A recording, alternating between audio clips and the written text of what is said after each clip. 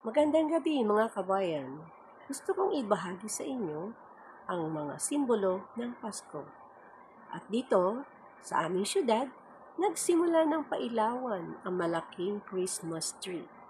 Ang Christmas tree na ito ang nagsisilbing ilaw sa lungsod ng Nabota. Ayon sa Wikipedia, a Christmas tree is a decorated tree, such as a spruce, pine, or fir, or an artificial tree of similar appearance associated with the celebration of Christmas. The tree was traditionally decorated with roses made of colored paper. Began to illuminate Christmas trees with candles, which were often replaced by Christmas lights. Today, there is a wide variety of traditional and modern ornaments such as garlands, baubles, stencils, and candies.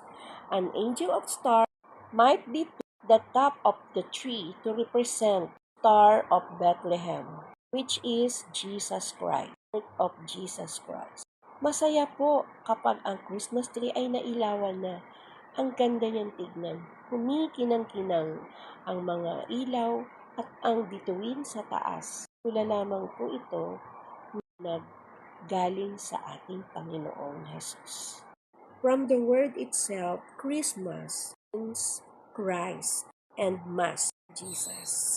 Kaya po nilagyan ng mga ilaw at uh, ang ating Christmas tree dahil ito ang simbolo ng ating Panginoong Jesus.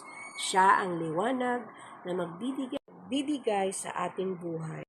Kaya tuwing sumasapit ang Pasko, marami na ang nagtatayo ng mga Christmas tree sa kani-kanilang mga tahanan. Dati po pala, ang mga Christmas tree na ginagamit noon ay talagang puno.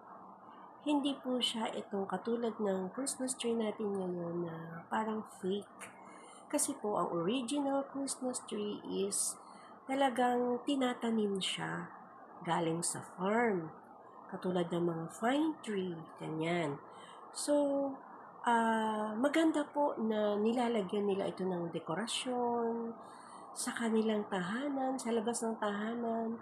Nilalagyan nila ito ng iba't ibang mga ornaments at iba pang mga display. Yung iba pa ay meron pang mga bell, merong mga angel, ganyan po. So, kalaunan na, ang naging Christmas tree na po ng iba, nabibili na po, no? Sa tinatayo, hindi na po talaga siya puno kasi karamihan na po ngayon ay inilalagay sa loob ng bahay. Yung iba po sa may hagdan, iba-iba pong disenyo kung saan-saan nila yan nilalagay. Kaya, kumbaga, yung mga design ngayon ng mga Christmas tree ay mas lalong pinaganda, pinabongga dahil nalalagyan na siya ng iba't ibang kulay, kumukuti-kutitap na ilaw. Meron silang, pwede mong pare-pareho ng kulay, pwedeng isang kulay lang, or iba't ibang kulay. Kaya, nagsisilbi talagang maganda. At ang pinaka taas nito, yung iba, nilalagay po talaga ay angel. Pero, sa ngayon po ay talagang star ang nakalagay doon sa pinakatuktok po ng Christmas tree. Sa amin pong tahanan dati, ang akin pong biyanan, ang kanyang ginagawang Christmas tree is made of straw. Hindi lang po ako nakapag-picture ng kanyang lumang Christmas tree. Kasi talagang recyclable Christmas tree ang ginagawa niya. Like yung mga straw, pupulutin niya yung mga pinagamitan ng soft drink sa straw, hugasan niya po yun, sasabunin, patutuyuin, tapos itatayo niya na po yun September pa lang.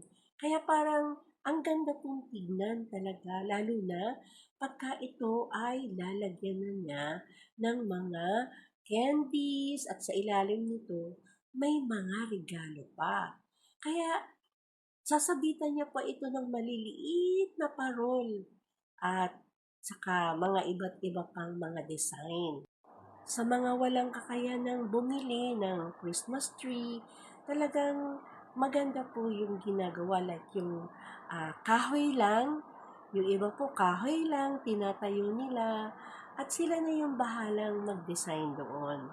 At ngayon, sa modernong panahon, talagang halos karamihan sa mga bahay, especially bahay ng mayayaman, sa mga subdivision, malalaking Christmas tree ang nasa labas ng tahanan. Kaya ngayon po, tunghayan natin muli ang Christmas tree ng Navotas City. Marami pong salamat sa inyo. Merry Christmas and a Happy New Year. Thank you and God bless you.